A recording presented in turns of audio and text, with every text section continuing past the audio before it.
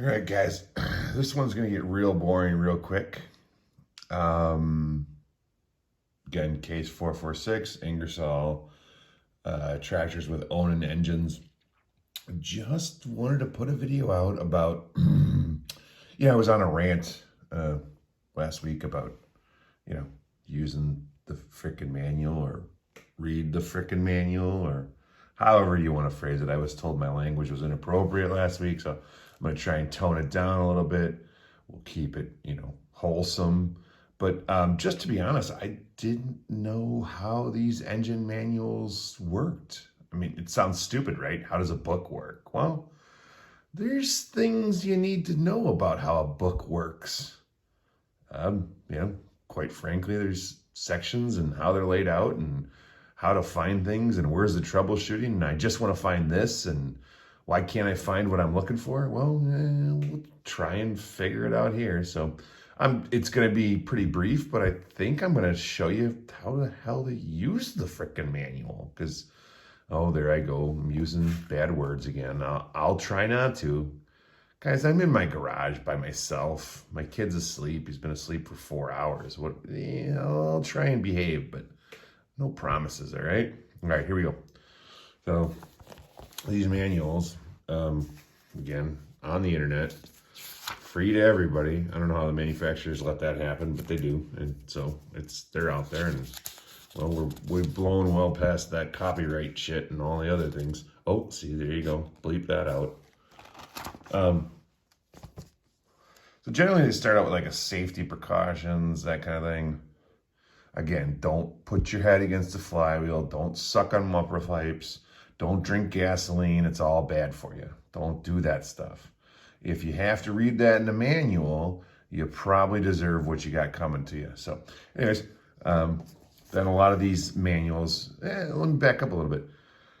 On a case 446 Ingersoll tractor, or any tractor for that matter, there's probably 3 to 4 different manuals that exist for that tractor alone.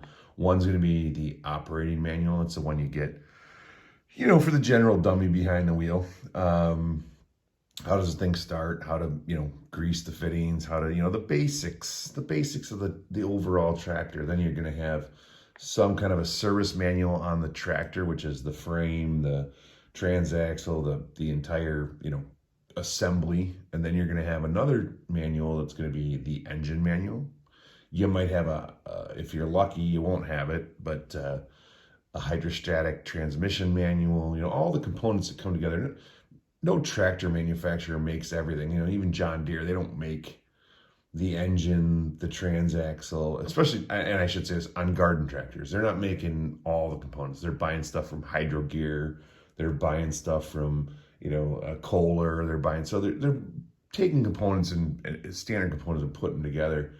So each one of those standard components, has its own manual. So you try to find as many of the manuals as you can for your tractor. Again, the ones that come with it when you buy it, if you go to the dealership at John Deere and you buy a tractor, and maybe some of the John Deere guys are going to correct me on this, but you buy a John Deere tractor, you can get the owner's manual, the operator's manual, and maybe a maintenance manual. You're not going to get the engine manual. You're not going to get the hydrostatic transmission manual. So you try to find those on the internet. All right, so how does the manual work? Well, generally, you're going to have your table of contents like any other book. This is an important page. You're trying to figure out what the hell you got. There's generally, in one of these manuals, especially the engine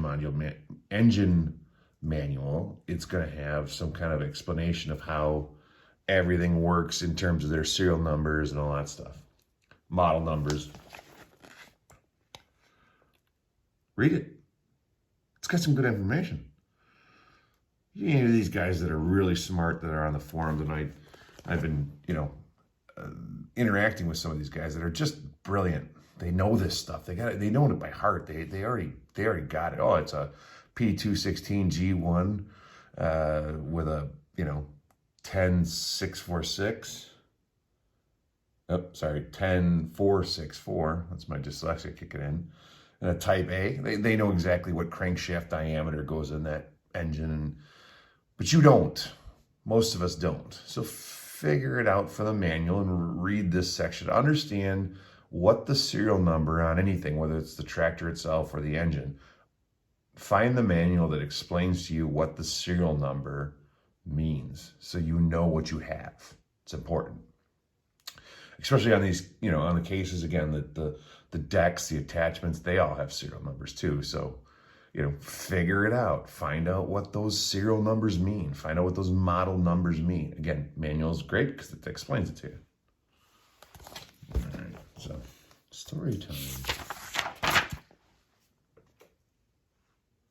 Specifications. This is real important too. A lot of these manuals cover more engines than just one. And again, this comes into more engines, transmissions, those kind of things. The manual is going to cover multiple models. Why write a manual that's different from another manual when it's just a tolerance or a spark plug or a stroke or a gap or a horsepower rating that's different? They're going to use the same manual. Troubleshooting is going to be the same. Carburetor settings are going to be similar, but clearances, specifications. How much stroke does this engine have? How much?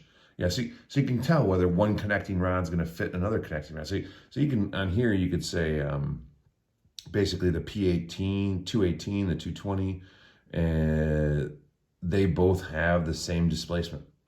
How did they get there? Well, they're both 3,600 RPMs. They're both standard bore. Wait, hold on. Clockwise rotation. Their clearances are the same. Their valve clearances, their exhaust clearances are the same. Let's see, here's compression is the same. It's going to tell you, oh, that's another one. Compression. That's one that's going to tell you whether or not your engine's good or not. So you go look at a tractor.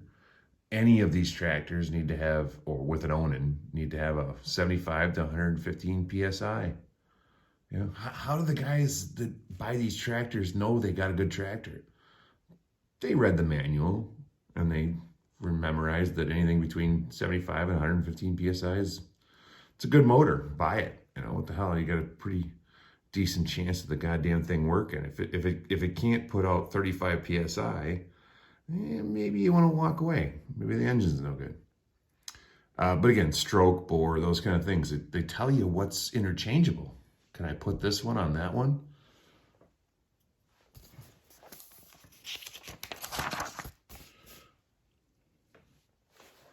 Here's more what I was talking about before too. Clearances, dimensions.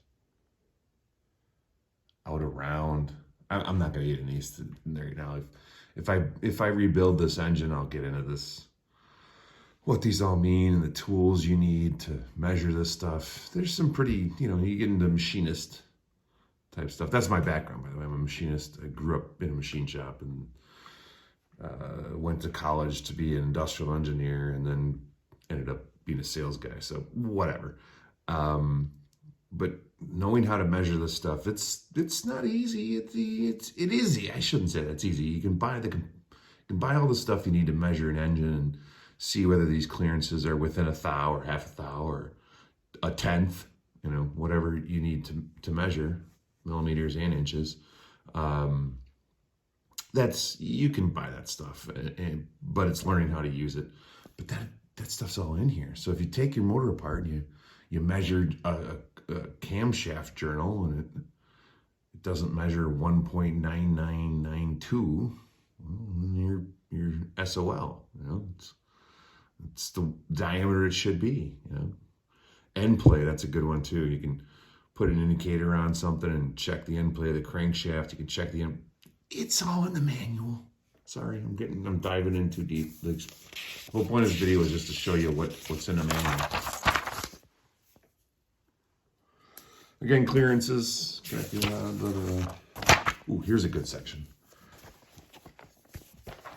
Let me get this one in focus here. Troubleshooting. I hope you can read that. I don't know how good it's going to come out, but I don't think my printout's that good. But what's the problem? What's your trouble? Here's the solution or the cause. And the matrix tells you, okay, well, if you got Engine failure to start. Well, check for loose batteries. A, a battery that doesn't charged. You know, this stuff's simple, but it walks you through exactly what you need to be doing step by step. You don't have to guess. You don't have to watch 1,000 videos. You just go, what's the first step?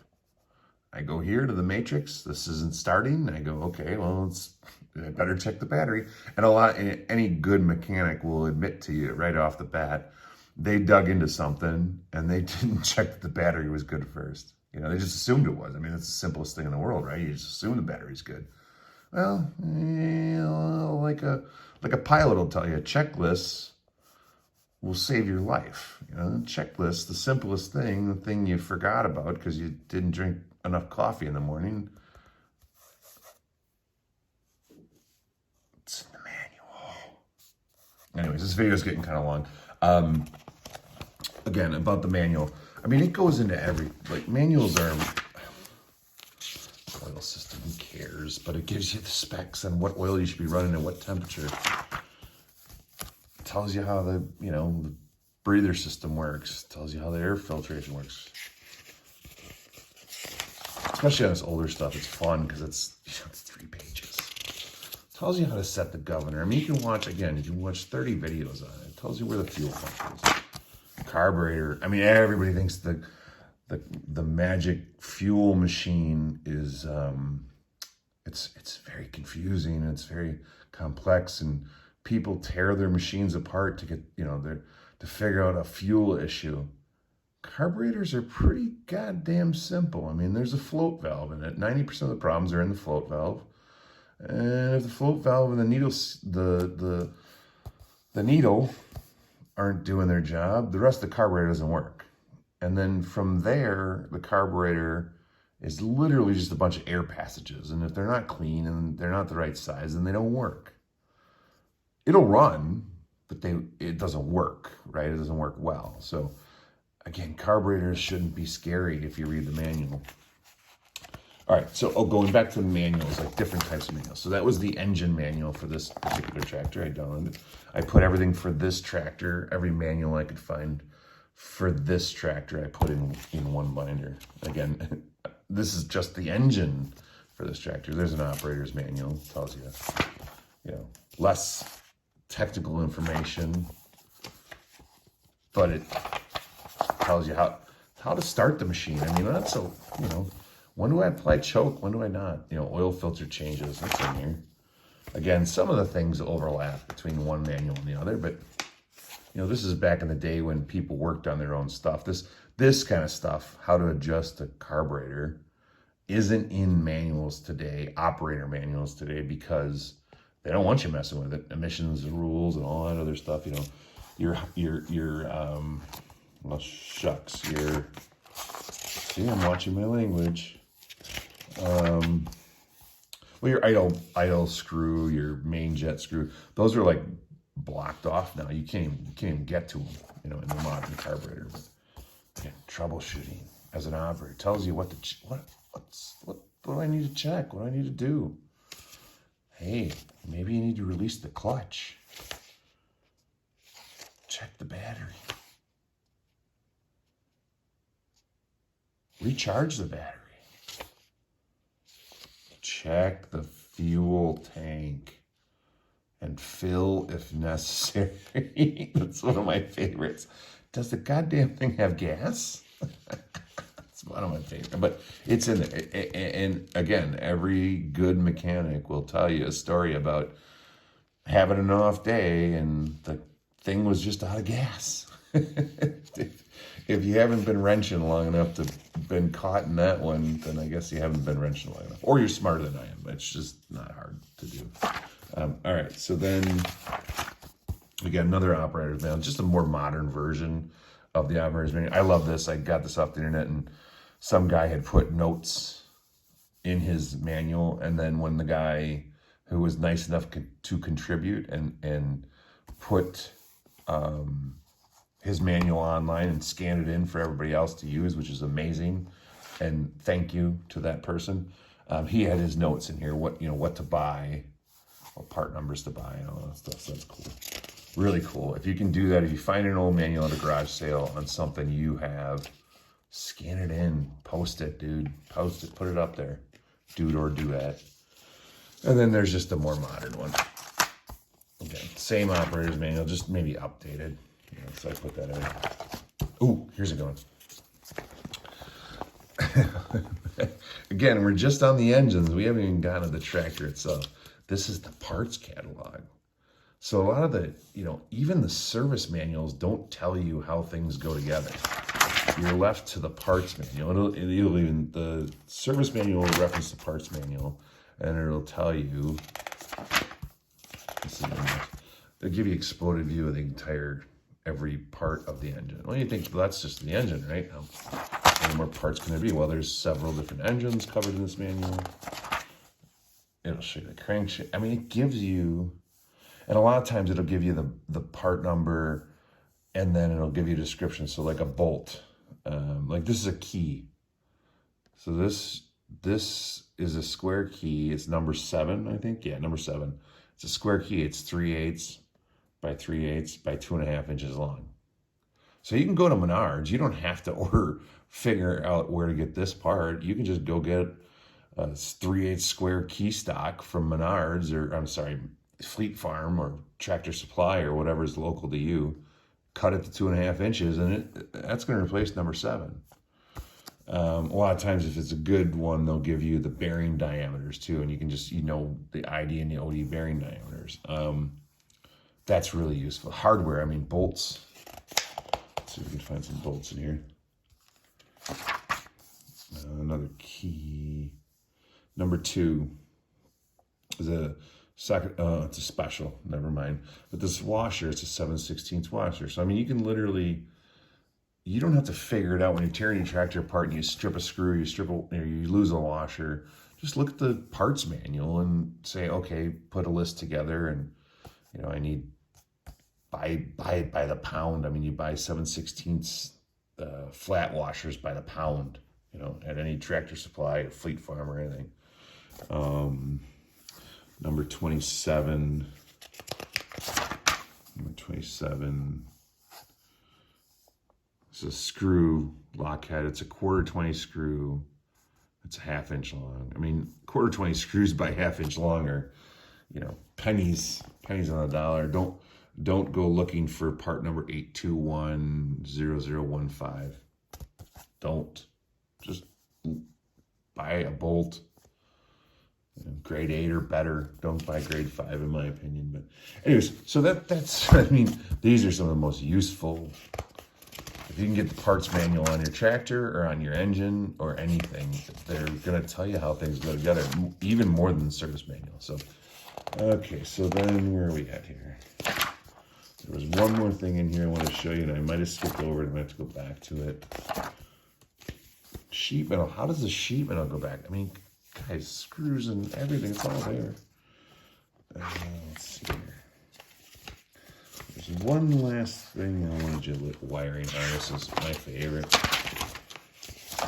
Get very excited. Oh, sales codes. I have no clue, but I'm assuming that's like a cross-reference. Okay, how does the governor work? How do piston ring go together? Oh, here we go. We're getting there.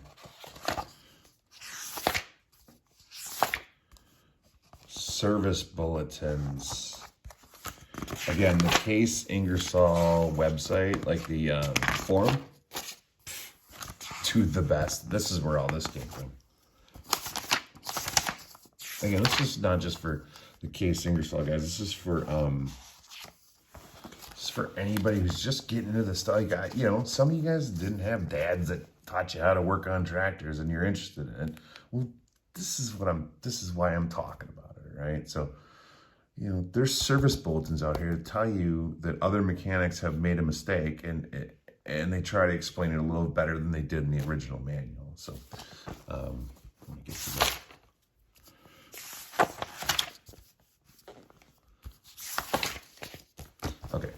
So they look something like this: instruction sheets or service manual, supplements, or what else do they call them?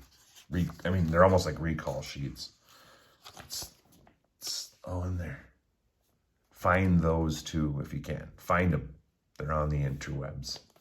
All right, guys, I've gone 20 minutes on this, and I've been accused of talking too long and making it all too complex or whatever. I thought I was making it simple by explaining it better. But anyways, I guess I'll post this, and you guys can tell me whatever you want to tell me. I still haven't picked it up from any of my other videos. It's still just laying there like trash. I don't know. I'm kind of lazy sometimes about cleaning up, but it wasn't in my way yet. I haven't kicked it 3 times. When I kick it 3 times, then I'll move it. I'll pick it up and I'll put it on a shelf. Yeah, I don't know. That's the way to work. This stuff's pretty good. Accumulation, I like because it's wintertime. But cheers, guys. And gals. Take care. Bye now.